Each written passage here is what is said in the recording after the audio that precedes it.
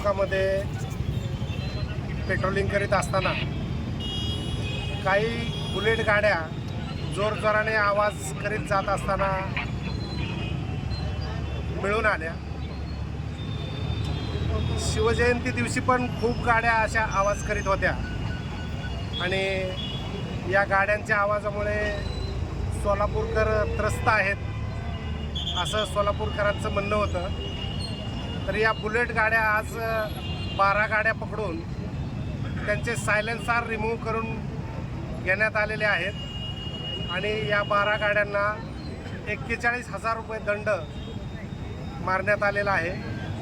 त्यांचे सायलेन्सर काढून घेण्यात आलेले आहेत। यापुढे ही कारवाई अशीच चालू राहणार आहे।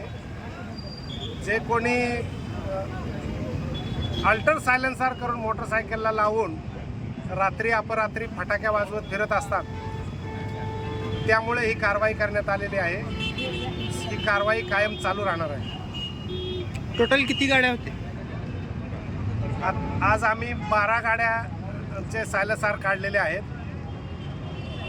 आणखी गाड्या तशा मिळून आल्या तर आणखी गाड्या काढण्याची तयारी ठेवलेली आहे।